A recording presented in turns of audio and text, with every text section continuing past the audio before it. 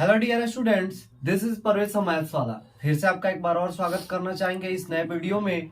इस नए वीडियो के जरिए जो हौसला बैच स्पेशली क्लास 10th के लिए बनाया गया है, उस क्लास 10th में जितने भी मैथ सब्जेक्ट से रिलेटेड वीडियोस है, जितने भी कॉन्सेप्ट है, उसको प्रोवाइड कराने की कोशिश की जा रही है। तो लगभग 7 से 8 वीडियोस में हम लोग जो चैप्टर फर्स्ट था, जिसको हम लोग वास्तविक संख्या यानी रियल नंबर के नाम से जानते हैं, उसको पढ़े, समझे और उसके से रिलेटेड जितने भी ऑब्जेक्टिव क्वेश्चन थे उसको भी सॉल्व करने की कोशिश की है। अब एक नए चैप्टर जो सेकेंड नंबर चैप्टर बहुपद है, उसको हम लोग लेकर आ चुके हैं, जिसको इंग्लिश में हम लोग पोलिनोमियल कहते हैं। इसी को हम लोगों को क्या करना है, पढ़ना है। तो आखिर में बहुपद कहने का मतलब क्या हुआ? तो बहुपद के से ही, नाम से ही इसका अर्थ समझ में आता है।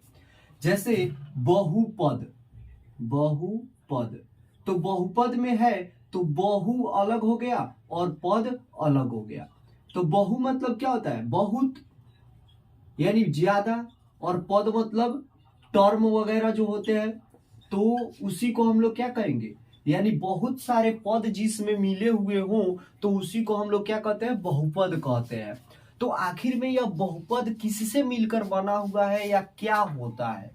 तो बहुपद को समझने से पहले हम लोगों को दो चीज समझना पड़ेगा, एक चर और दूसरा अचर। आखिर में चर क्या होता है और अचर क्या होता है? तो चर वह संख्या होती है, वह संकेत होता है जिसका मान हमेशा बदलता रहता है।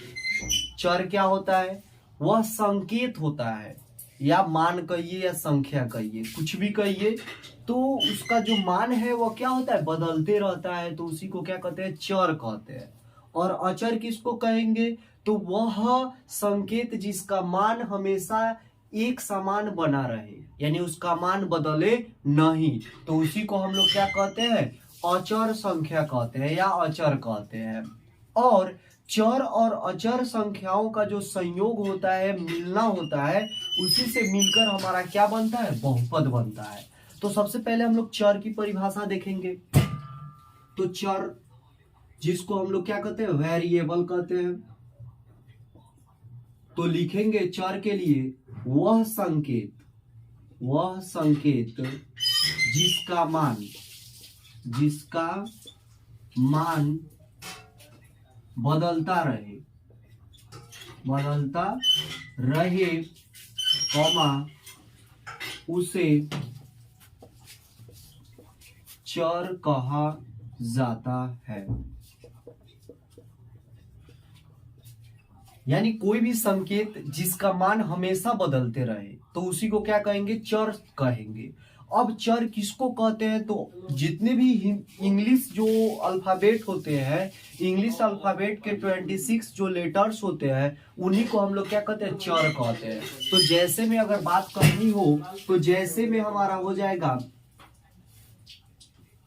A B C dash dash dash X Y और Z, यानी A B C D E F G H X Y Z तक जो भी होता है उसी को हम लोग क्या कहते हैं, चर कहते हैं। और चर कहने का मतलब वह हुआ जिसका मान क्या है, परिस्थिति के साथ बदलता रहे, तो उसी को हम लोग क्या कहते हैं, चर कहते हैं। अब जैसे मान लीजिए चर कहने का मतलब अगर एग्जाम्पल से समझे तो कैसे उसका मान बदलता है। तो जैसे अगर बोला जाए कि आपके पास कुछ पैसा है, चाहे कुछ रुपया है, तो मान के चलिए आपके पास कुछ रुपया, तो कुछ रुपया मतलब x रुपया है। अगर आप उसमें 5 रुपया और जोड़ते हैं, क्या जोड़ते हैं, 5 रुपया और जोड़ते हैं, तो आपके पास 15 रुपया हो जाएगा। कितना रुपया हो जाएगा, 15 रुपया हो जाएगा। यानी x में, यानी आपके पास कुछ रुपया है, उसमें 5 रुपया आप जोड़िएगा तो 15 रुपया हो जाएगा। तो इसका मतलब x का वैल्यू यहाँ से क्या आएगा, तो यहाँ पे 15 माइनस में 5 इक्वल टू 10, यानी x बराबर कितना आया, 10 आया। अब बोला गया कि मान के चलिए आपके पास कुछ रुपया है, वो यही पोजीशन में, और आपको 2 रुपया और दिया गया तो 10 रुपया हो गया। क्या हो गया? 10 रुपया हो गया। तो आपके पास जो कुछ रुपया एक्स था उसका वैल्यू क्या होगा, यानी आपके पास कितना रुपया है। तो इसका मतलब यहाँ पे एक्स का वैल्यू निकालेंगे तो क्या होगा, 10 में से 2 गया तो 8 बचा, यानी एक्स का वैल्यू कितना बचा, 8 बचा। तो यहाँ पर देखिए, तो यहाँ पर एक कंडीशन ऐसा दे रहे थे कि आपके पास कुछ रुपया है, उसमें 5 रुपया जोड़िए तो 15 रुपया हो जाएगा। तो वहां पे x का मान 10 आ रहा था, और एक और कंडीशन दिया गया कि आपके पास कुछ रुपया है, उसमें 2 रुपया और जोड़िए तो 10 रुपया हो जाएगा। तो वहां पे x का मान 8 रुपया हो गया, 8 हो गया। यानी यह दोनों जगह पे क्या हो रहा है, x का वैल्यू, x तो सेम है, यानी x का तो सेम है, लेकिन इसका वैल्यू सेम है तो नहीं सेम है। इसका मतलब कहने का यह हुआ कि जो चर होता है वह चर एक संकेत होता है जिसका वैल्यू, जिसका मान परिस्थिति के अनुसार बदलते रहता है। तो चर संख्या के बारे में आप नोट करना चाहते हैं तो नोट कर सकते हैं।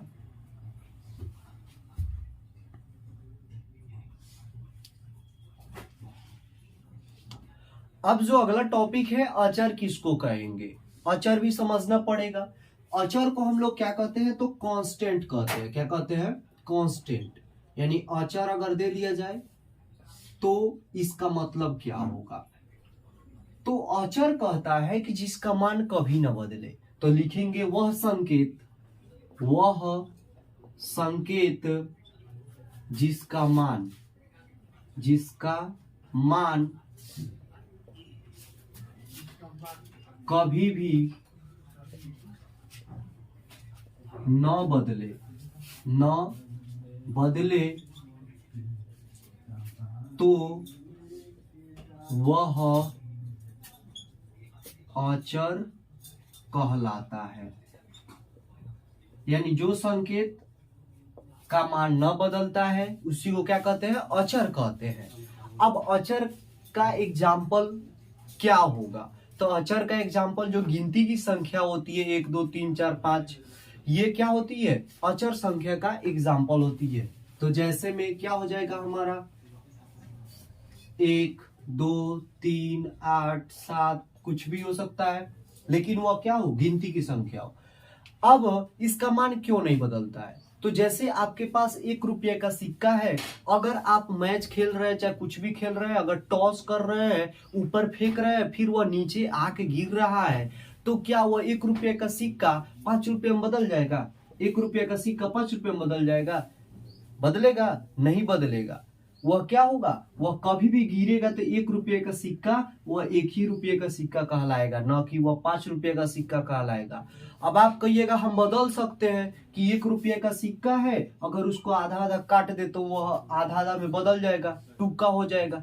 तो वह आधा टुकड़ा क्या कहलाएगा, किसका टुकड़ा कहलाएगा? 1 ही रुपये का टुकड़ा कहलाएगा, 1 ही रुपये का टुकड़ा कहलाएगा। ये नहीं ना कहिएगा कि यह आधा आधा कर दिए हैं तो वह 5 रुपये का टुकड़ा हो गया, वह किसका कहलाएगा, 1 ही रुपये का टुकड़ा कहलाएगा। इसका मतलब अचर वह संख्या होता है, वह संकेत होता है जिसका मान कभी भी नहीं बदलता है, तो उसी को हम लोग क्या कहते हैं, अचर कहते हैं। अब बहुपद के बारे में, बहुपद का परिभाषा भी इसी देख ले। तो बहुपद जो कहता है, वह बहुपद कहता है कि चर तथा अचर संख्याओं का सम्मिलित रूप बहुपद कहलाता है। क्या होगा बहुपद का परिभाषा? बहुपद चर तथा अचर संकेतों का सम्मिलित रूप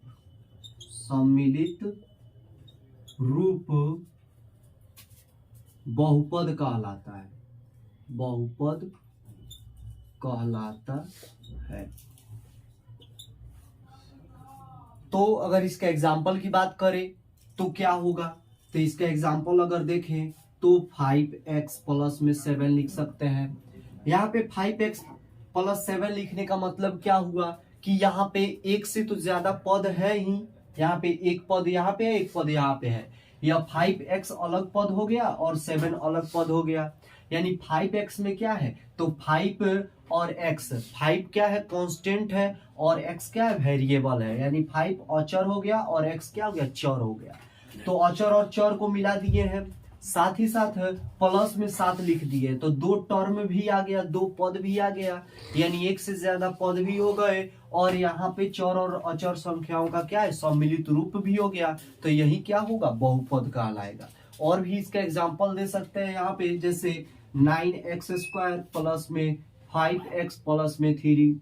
इसके अलावा यहाँ पर 2x³ माइनस में 5 etc। और भी एग्जाम्पल इसका हो सकता है। यानी बहुपद कहने का मतलब वह हुआ कि चर तथा अचर संख्याओं का जो सम्मिलित रूप होता है उसी को हम लोग बहुपद कहते हैं। आप इसका स्क्रीनशॉट ले सकते हैं।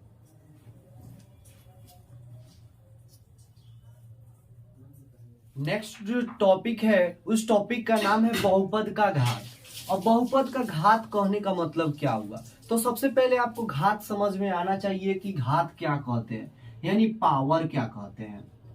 तो पावर कहने का मतलब होता है कि अगर कोई भी आप संख्या लिखे हैं और वह संख्या में क्या है, अचर, न अचर भी रहे और चर भी रहे, जैसे यहाँ पे 7x ऐसे दे दिया जाए, तो यहाँ पर जो चर का ऊपरी भाग होता है, ऊपरी भाग होता है, उसी को क्या कहते हैं, घात कहते हैं। उसी को क्या कहते हैं, घात यानी पावर कहते हैं। तो यहाँ पर क्या होगा, जैसे x का पावर 5 लिख दिए, तो यहाँ पे यह 5 क्या कहलाएगा, यह x का पावर 5 बहुपद का क्या कहलाएगा, घात कहलाएगा। क्या कहलाएगा, घात कहलाएगा। तो इसका कहने का मतलब क्या हुआ, तो बहुपद का घात कहने का मतलब वह होता है कि बहुपद में उपस्थित जो चर का सबसे अधिकतम जो घात होता है वही क्या कहलाता है, बहुपद का घात कहलाता है। जैसे यहाँ पर अगर इसका परिभाषा बोले तो क्या होगा, तो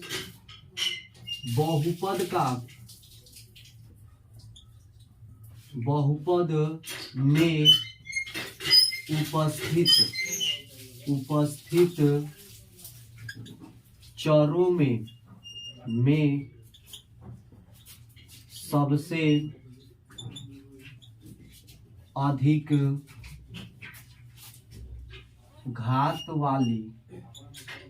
घात वाला संख्या बहुपद का घात कहलाता है।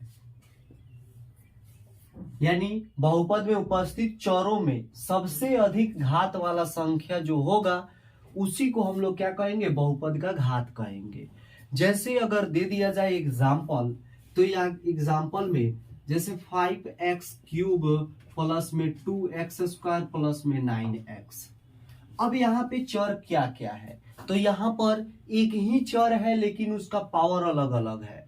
जैसे यहाँ पे x है, यहाँ पे भी x, यहाँ पे भी x। यहाँ पे जो घात 3 है, यहाँ पे 2 है, यहाँ पे क्या है, 1 है। इसका मतलब, कहने का मतलब यह हुआ कि यहाँ पर x का जो घात है, x का घात, वह x का घात 1 भी है, 2 भी है, 3 भी है। तो यह बहुपद का घात क्या होगा, बहुपद का अगर घात की बात करें तो वह बहुपद का घात क्या होगा, तो बहुपद का घात यहाँ पर जो सबसे अधिक होगा, तो सबसे अधिक कितना है, तो सबसे अधिक यहाँ पे कितना है, 3 है। कितना है, 3। इसका मतलब बहुपद का घात सबसे अधिक कितना हो जाएगा, तो 3 होगा। कितना होगा, 3। यानी बहुपद कितने घात का है यहाँ पे, तो 3 घात वाला बहुपद है। तो यह क्या कहलाएगा, त्रिघात वाला बहुपद कहलाएगा। इसके अलावा अगर और भी एग्जांपल ले, यहाँ पे 2x का पावर 5 प्लस यहाँ पे 9x6 प्लस में 7x2। अब हम जल्दी में क्या करते हैं कि जो भी पहला पद होता है, पहले पद के जो घात होते हैं उसी को हम लोग ले लेते हैं। तो यह करना हमारे लिए बहुत ही गलत है, क्योंकि इसमें देखते हैं कि सबसे अधिक कितना है, तो सबसे अधिक यहाँ पे 5, 6, 2 दिया है, तो सबसे अधिक कितना होगा, 6 होगा। तो बहुपद का घात की बात करेंगे तो कितने घात वाला बहुपद है, तो 6 घात वाला बहुपद है। यानी बहुपद का घात कितना हो जाएगा, बहुपद का घात बराबर कितना हो जाएगा, 6 हो जाएगा। इसका मतलब बहुपद का घात वह होता है जो चर का सबसे अधिक घात हो, उसी को क्या कहेंगे, बहुपद का घात कहेंगे। आप इसका स्क्रीनशॉट लेना चाहे तो ले सकते हैं।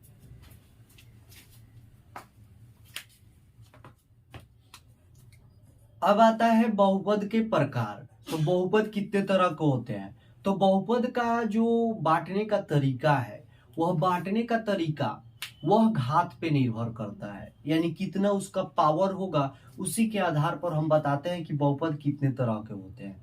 तो बहुपद के प्रकार में पहला जो आता है उसको बोलते हैं रैखिक बहुपद, यानी लीनियर पोलिनोमियल। तो यहाँ पे जो पहला है बहुपद का प्रकार, उसको बोलेंगे रैखिक बहुपद। क्या बोलेंगे, रैखिक बहुपद, जिसको हम लोग इंग्लिश में बोले तो लीनियर पोलिनोमियल कहेंगे। इसका परिभाषा भी लिख लेते हैं। तो लिखेंगे कि वह बहुपद जिसमें उपस्थित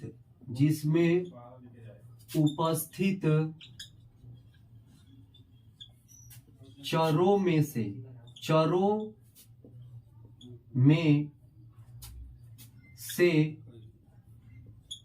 सबसे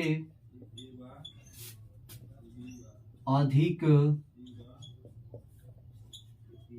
घात वाले चर का घात एक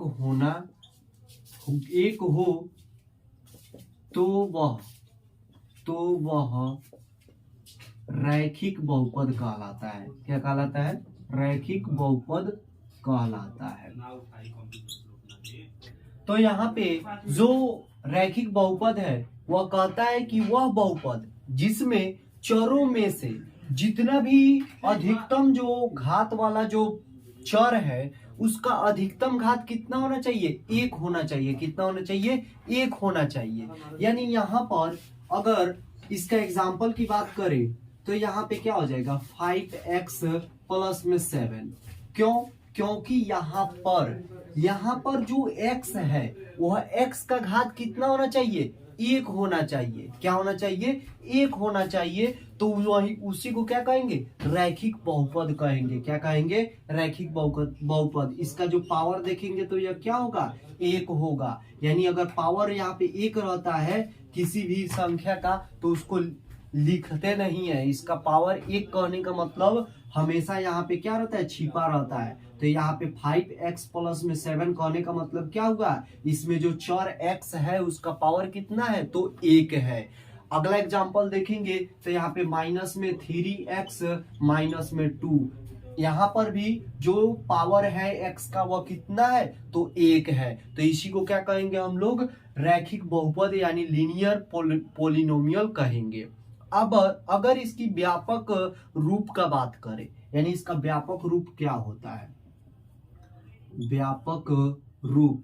तो इसका जो व्यापक रूप यानी जनरल जो फॉर्मूला होता है, तो इसका जनरल फॉर्मूला ax प्लस में क्या हो जाएगा, b हो जाएगा। क्या हो जाएगा, ax प्लस में b हो जाएगा। जहां पर जो a होता है और b होता है वह क्या होता है, कांस्टेंट होता है, यानी अचर होता है। क्या होता है, अचर होता है। यानी यहाँ पे आप a के जगह पे 5 रख दीजिए, b के जगह पे 4 रख दीजिए। तो अगर a के जगह पे 5 रख रहे हैं तो 5x, आप प्लस b के जगह पे 4 रख रहे हैं तो 5x प्लस में 4, तो इसका घात कितना है, 1 है। तो यह क्या कहलाएगा, यह कहलाएगा व्यापक रूप किसका, तो रैखिक बहुपद का। लेकिन यहाँ पे एक और सोचने वाली बात होती है a के बारे में। तो a के बारे में सोचने वाली बात यह होती है कि a का जो मान है वह कभी भी 0 के बराबर नहीं होना चाहिए। यानी a का जो वैल्यू है वह कभी भी 0 के बराबर नहीं होगा। तो वही क्या कहलाएगा, रैखिक बहुपद कहलाएगा। एक टॉपिक और निकल कर आता है शून्यक। अब शून्य किसको कहेंगे उसके बाद में ना इसका पता करेंगे कि हम रैखिक बहुपद के शून्यकों की संख्या कितनी होती है। तो यहाँ पे शून्यक के पहले बात कर ले तो बहुपद का शून्यक, बहुपद का शून्यक इसका होगा चर का वह मान, चर का वह मान जिसको बहुपद में रखने पर, बहुपद में रखने पर बहुपद का मान, बहुपद का मान जीरो हो जाए। क्या हो जाए? जीरो हो जाए तो चर का मान ही बहुपद का शून्य कहलाता है।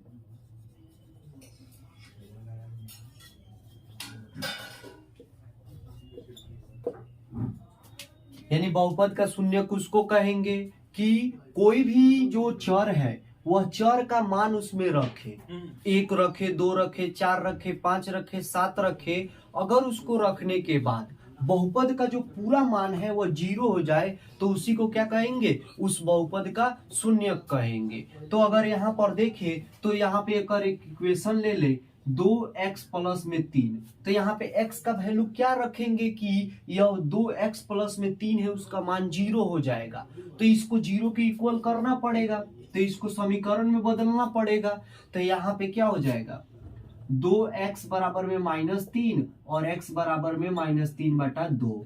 यानी अगर x का मान -3/2 रखते हैं तो यहाँ पे 2x प्लस में 3 का जो मान आएगा वह मान कितना होगा? जीरो होगा। यहाँ पे रख के देख लेते हैं। तो यहाँ पर अगर x का मान -3/2 रखे और इसका मान जीरो हो गया तो वही क्या कहलाएगा? शून्यक कहलाएगा। क्या कहलाएगा? शून्यक कहलाएगा। तो यहाँ पर अगर 2x का वैल्यू कितना बोला है? -3/2, -3/2 जोड़ेंगे 3, 2 से 2 कैंसिल हो जाएगा, गुना में है तो, और यहाँ पे 1 बचा तो माइनस से 3 में 1 से गुना करेंगे तो -3, तो -3 प्लस में 3, 3 से 3 कैंसिल तो 0। यानी यहाँ पर x का मान कितना रखने पर यह जीरो आ रहा है? तो x का मान -3/2 रखने पर इसका मान कितना आ रहा है? जीरो आ रहा है। इसका मतलब x बराबर -3/2 बहुपद 2x प्लस में 3 का क्या है? शून्यक है। तो यहाँ पर एक टॉपिक निकल कर आता है कि रैखिक बहुपद जो होता है उसका शून्यकों का संख्या 1 होता है। उसके शून्यकों का संख्या कितना होता है? 1 होता है। यानी यहाँ पे अगर नोट में लिखें तो यहाँ पे लिखेंगे शून्यकों की संख्या, शून्यकों की संख्या जो होता है वह 1 होता है। क्या होता है? 1। 1 कहने का मतलब 1 नहीं, गिनती में 1 होता है, 1 ही होगा शून्यक, जितना घात उतना शून्यक। तो यहाँ पे आप रैखिक बहुपद के बारे में समझे, एक बार और रिपीट कर दे रहे हैं कि वह बहुपद जिसमें उपस्थित जो चर हैं, चरों में सबसे अधिक घात क्या हो? 1 होना चाहिए, तो वही क्या कहलाएगा? वह रैखिक बहुपद कहलाएगा, जिसका जो व्यापक रूप होता है वह ax प्लस में b होता है, जहाँ पे a और b चर है और साथ ही साथ a का मान कभी भी जीरो नहीं होना है। और रैखिक बहुपद का जो शून्यकों का संख्या कितना होता है? 1 होता है। आप इसका स्क्रीनशॉट ले सकते हैं।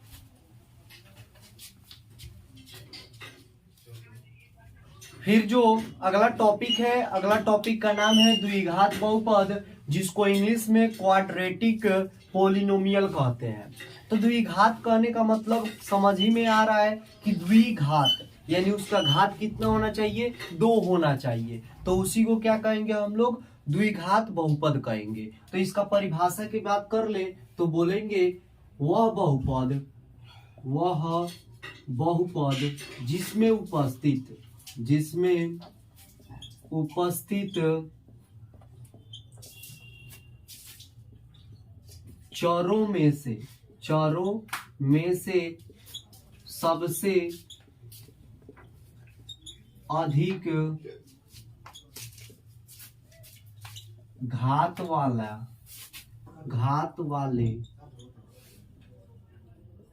चर का घात 2 होना चाहिए। कितना होना चाहिए? 2 हो तो वह द्विघात बहुपद कहलाता है। क्या कहलाता है? द्विघात बहुपद कहलाता है।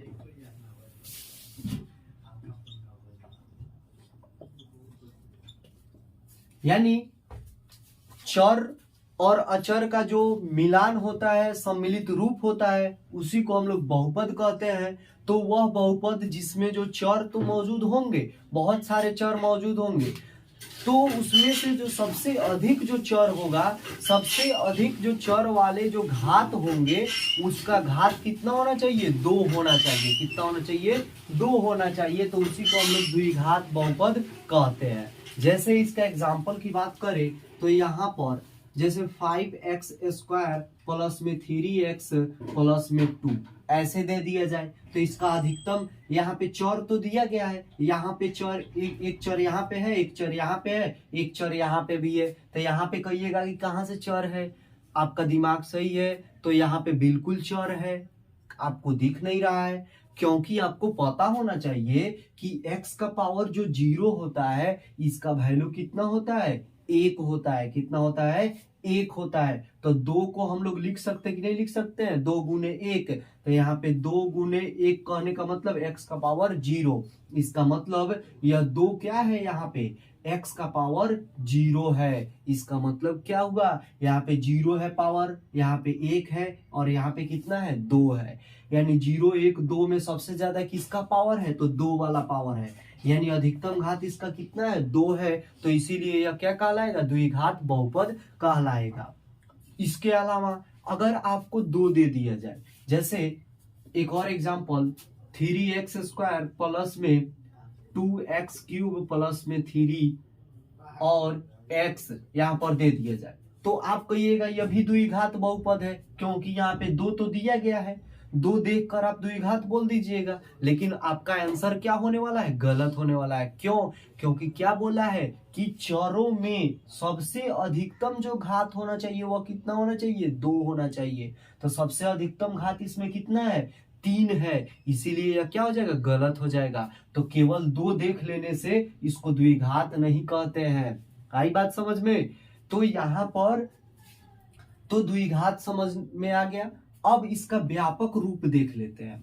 तो इसका जो व्यापक रूप होता है, व्यापक रूप से क्या फायदे होते हैं? तो व्यापक रूप से यह फायदे होते हैं कि हमको एक स्ट्रक्चर तैयार हुआ मिल जाता है, और उसी स्ट्रक्चर से हम बहुत सारे फॉर्मूले को लिख सकते हैं। जैसे आप लोग चिमनी वगैरह में गए होंगे, तो वहां पे ईंट बनाने वालों के लिए एक एक सांचे दिए गए रहते हैं। उस सांचे में अगर मिट्टी डालकर जल्दी से वहां पे ईंट बनाने के काम किए जाते हैं।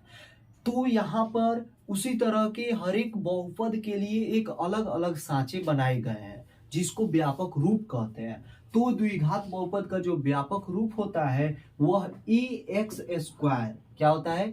ax² प्लस में bx प्लस में c होता है।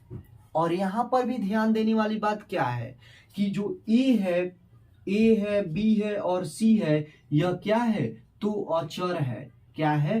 अचर है। और साथ ही साथ यहाँ पर a का जो मान है वह 0 नहीं होना चाहिए।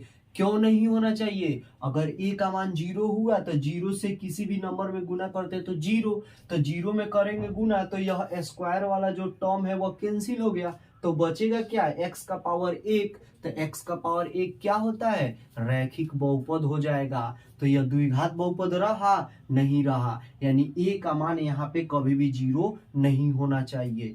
अब बात आती है कि द्विघात बहुपद जान लिए, तो इसके शून्यकों की संख्या कितनी होती है? तो इसके शून्यकों की संख्या यहाँ पर कितनी होती है? 2 होती है। तो यहाँ पे लिखेंगे शून्यकों की संख्या जो है वह संख्या 2 होता है। क्या होता है? 2 होता है। और आम बोलचाल में और मैथमेटिक्स में हम लोग इसको अल्फा और बीटा लिख देते हैं। क्या लिख देते हैं? अल्फा और बीटा लिख देंगे। तो यहाँ पर जो शून्यक क्या होंगे? अल्फा कॉमा बीटा होंगे। और साथ ही साथ यहाँ पे जब अल्फा और बीटा निकल जाता है तो वहां पे आप लोगों को उनका जोड़ और उनका गुना निकालना पड़ता है, जिसको नेक्स्ट टॉपिक में पढ़ेंगे। फिलहाल में हम त्रिघात बहुपद की तरफ बढ़ेंगे। पहले आप द्विघात बहुपद में जितने भी परिभाषा है उसको भी नोट डाउन कर ले, और साथ ही साथ इसमें जो एग्जाम आप देने जाइएगा उसमें एक क्वेश्चन रहता है कि द्विघात बहुपद में कितनी शून्यकों की संख्या होती है, चाहे त्रिघात बहुपदों में कितनी शून्यकों की संख्या होती है। तो वहां पे कंफ्यूज मत होइएगा, क्योंकि जितना घात उतना बहुपद, यानी 5 घात तो 5 शून्यक, यानी कहने का मतलब द्विघात बोला है तो इसमें शून्यकों की संख्या कितनी होगी? 2 होगी। आप इसका स्क्रीनशॉट ले सकते हैं।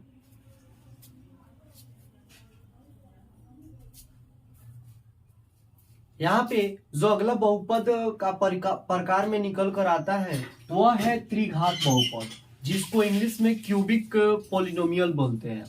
इसका कहने का मतलब होता है कि बिल्कुल पिछले परिभाषाओं के जैसा ही कि इसमें उपस्थित जो चर होता है, चर का जो अधिकतम घात होना चाहिए वह कितना होना चाहिए? तो 3 होना चाहिए। कितना होना चाहिए?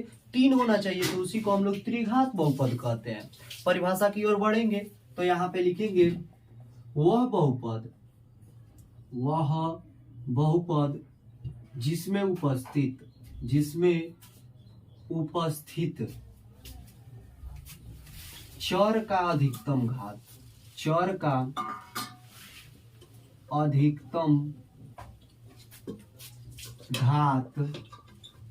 3 हो तो उसे त्रिघात बहुपद कहते हैं। क्या कहते हैं? त्रिघात बहुपद कहते हैं। यानी कोई भी बहुपद हो उसमें जो चर होता है उसका जो अधिकतम घात होना चाहिए वह 3 होना चाहिए, तो उसी को त्रिघात बहुपद कहेंगे। एग्जाम्पल इसका देख ले तो इसका एग्जाम्पल क्या निकल सकता है? तो एग्जाम्पल यहाँ पे जैसे 2x का पावर 3 प्लस में 5x प्लस में 2, ये भी हो सकता है। ये जरूरी नहीं है कि 3 के बाद 2 आना चाहिए घात, 2 के बाद 1 आना चाहिए, 1 के बाद में कुछ नहीं आना चाहिए, ये निश्चित नहीं है। यहाँ पे ऐसे भी लिख सकते हैं कि 2 का पावर 2x का पावर 3 और प्लस में 2, ये भी लिख सकते हैं। बट क्या होना चाहिए? केवल यहाँ पे पावर यहाँ पे 3 होना चाहिए। यहाँ पे कुछ भी अगला कोई भी टर्म रहे चाहे न रहे उससे मतलब नहीं है। यहाँ पे अगर बहुपद लिख रहे हैं, अगर त्रिघात बहुपद लिख रहे हैं तो उसका जो अधिकतम पावर क्या होना चाहिए? तो 3 होना चाहिए। अगला कोई भी टर्म रहे चाहे न रहे, अगर यहाँ पे अगर 2x का पावर 2 लिख रहे हैं तो यह द्विघात बहुपद ही कहलाएगा, त्रिघात नहीं कहलाएगा। तो इसका अगर 3 पद भी लिख दे रहे हैं तो यहाँ पर यह त्रिघात नहीं कहलाएगा। जब तक इसका पावर 3 नहीं होगा तब तक यह त्रिघात बहुपद नहीं कहलाएगा। अब बात करेंगे इसकी व्यापक रूप का। तो इसका व्यापक जो रूप होता है वह व्यापक रूप वह भी बिल्कुल सेम उसी के जैसा इसका हो जाता है ax³ प्लस में bx² प्लस में cx प्लस में क्या हो जाएगा? d हो जाएगा। पावर 3 रहेगा, 2 रहेगा, 1 रहेगा, यहाँ पे 0 रहेगा।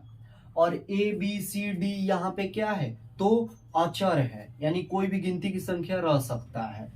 लेकिन यहाँ पे a का जो मान है वह 0 कभी भी नहीं होगा।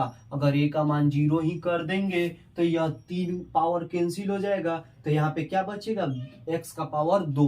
तो x का पावर 2 क्या होता है? द्विघात बहुपद होता है ना। तो यह क्या हो जाएगा? द्विघात बहुपद हो जाएगा, त्रिघात बहुपद नहीं रहेगा। इसका मतलब, कहने का मतलब यह हुआ कि व्यापक रूप में जो यह बताता है कि जो a का मान यानी पहला जो पद है वह कभी भी 0 नहीं हो सकता है। अब इसकी शून्यकों की संख्या की बात करें तो इसके शून्यकों की संख्या भी 3 होती है। जैसा त्रिघात बोला गया है तो इसमें शून्यकों की संख्या कितनी होगी? तो 3 होगी। तो यहाँ पे शून्यकों की जो संख्या है वह शून्यकों की संख्या कितनी होगी? तो 3 होगी।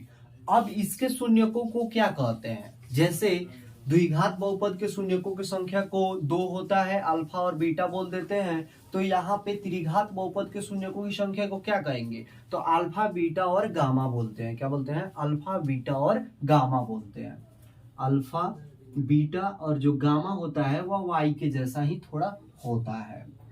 अब इसके बारे में जो नेक्स्ट वीडियो होंगे उसमें इससे रिलेटेड जितने भी कॉन्सेप्ट होंगे उसको भी और बताने की कोशिश की जाएंगी। पहले आप इसका स्क्रीनशॉट ले लें।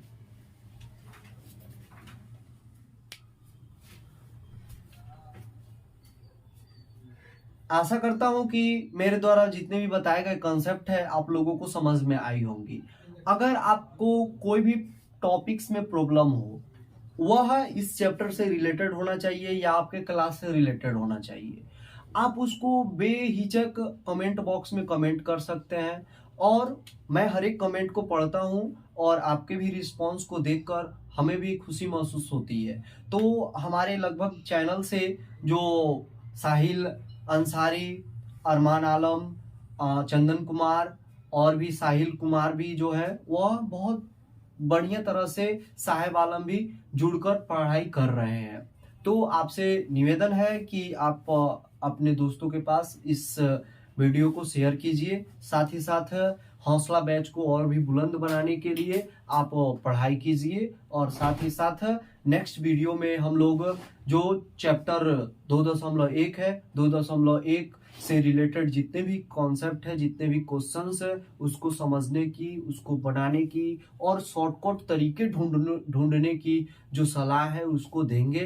तो वीडियो देखने के लिए आपका बहुत बहुत धन्यवाद।